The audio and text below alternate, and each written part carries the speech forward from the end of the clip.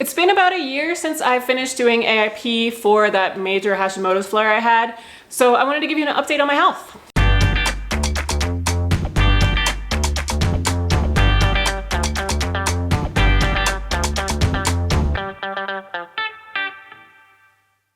Last week I had that interview with Stacy from Real World AIP where she explained how she felt so much better after going on an AIP. She had suffered through her 20s and 30s, and then like in her 40s she discovered AIP and she feels so much better. I'll link to that up here in case you want to watch it.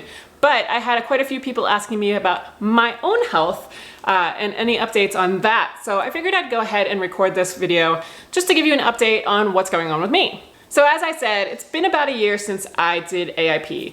Back in 2018, March, I did Whole30 because I started feeling really run down, and I was having a lot of my Hashimoto's symptoms coming back. And so I did a Whole30 first to see if that would help clear it up. And while it did a lot, it didn't completely do everything. So I also did AIP to really kind of make sure I started feeling fantastic, had all that energy, and all of my symptoms went away. And it did, and I felt great. And for the most part, I have been just feeling like fantastic pretty much since then.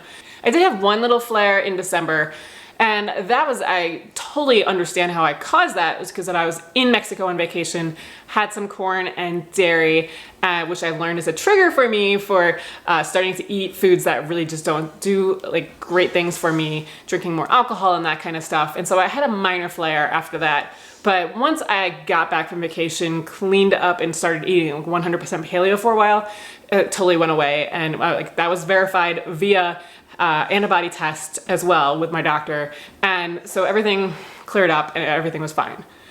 So for the most part, I typically eat a mostly paleo diet. I have found that if I stick to a paleo template, that's where I feel my best. I don't like to stay on paleo just for the sake of restriction, just to restrict because to restrict.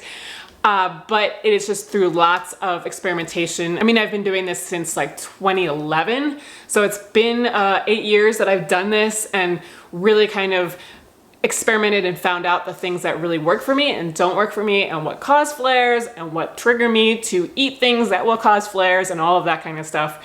So paleo really is the place where I like to be.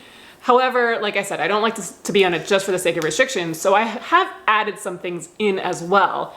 Like I eat white rice, and I don't seem to have any problem with that. I do notice I gain weight if I eat it too much. However, I suffer from no other symptoms from it.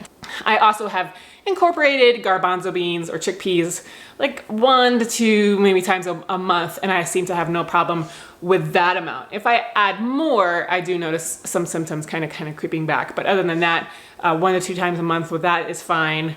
And then I also have had some gluten-free baked goods or processed foods like Van's waffles or glutino white bread, some like pastas and different kind of things like that throughout the summer, just because it's been a lot easier for us when we go camping and on our vacations and stuff to just be able to have that kind of stuff. However, I haven't really noticed any big symptoms from that. So as long as I keep it on occasion, it seems to be okay. Oh, and I do have oatmeal every so often as well, and that doesn't seem to bother me. But again, these are things that I experiment with. Like I'm not gonna go and have oatmeal every single morning and see what happens just because I don't want to, and I don't feel like it's nutritionally valid to do that. I wanna have the most nutrient dense like variety as I can. So I say like just being like able to experiment with some of these things has really been able to like expand my diet and make it easier when we travel or whatever. Yeah, and so like I mentioned, corn and dairy really don't seem to be my friends.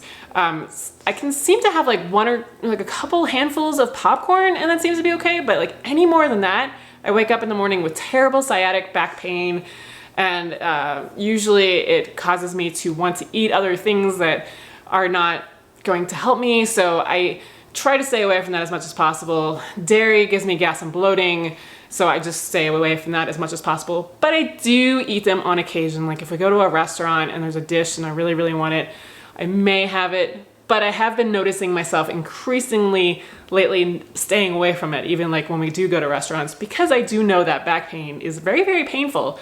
And especially if I'm on vacation or something, I really don't want to have it. I also know quinoa and we've never been friends because like quinoa gives me the worst stomach aches. So that's also off my list. And gluten is always 100% off my list because I'm celiac. So that's not even a question. I don't even try that. I am like scared to death of it because the few times I have had it have been the most painful nights of my life. So no, I'm not going to do gluten ever again. If I can help it, unless they have some sort of magic pill that saves us all, but not going to be doing that anytime soon.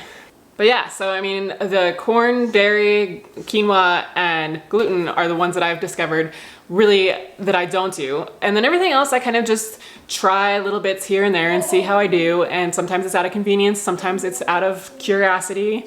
But I'm really trying not to restrict anything out of the sake of restriction. And as a result, I've been feeling fine. I have no symptoms. Every so often I get some heart palpitations, but I usually can tie them back to either having corn or like a really stressful period or having too much caffeine, because sometimes I do drink a couple more cups of coffee than I should. So, and usually the heart palpitations follow. Imagine that. But yeah, so like usually I can tell when I'm doing these things. It's not like totally random anymore. So, which is good. Like this is post AIP. Prior to AIP, it seems like everything seemed to make things happen, but now it's pretty controlled. I know that if I do A, B will happen, or B may happen.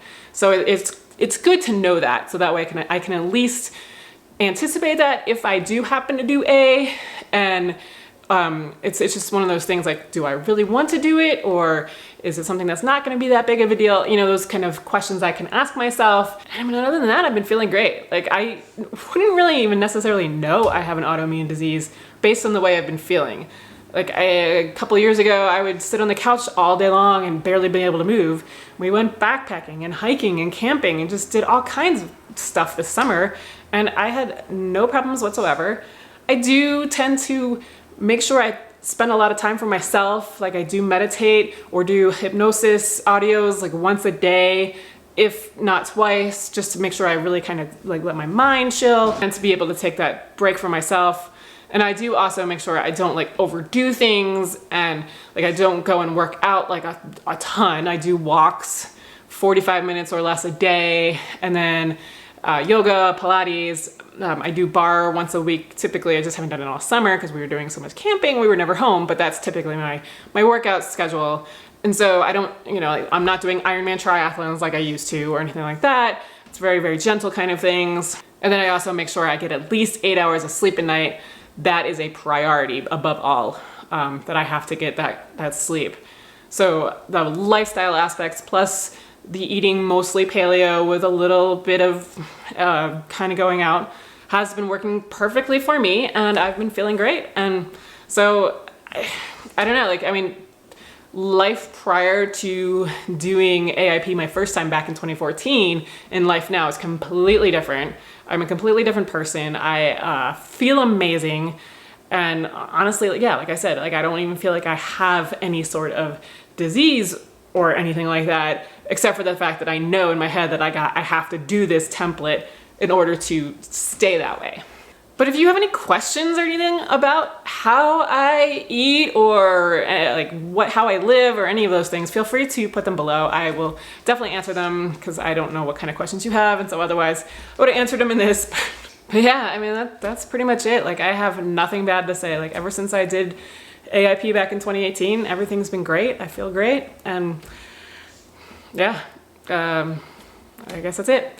But if you are on your journey and trying to figure this all out, I do have a paleo and AIP freebie library, which you can get access to with a link. I will put it below to get the password. And it has got all kind of resources like a starter guide for AIP and paleo, recipe books, meal plans, all that kind of stuff that will help you on your journey. So I will put the link for that below. And otherwise, I will see you next week.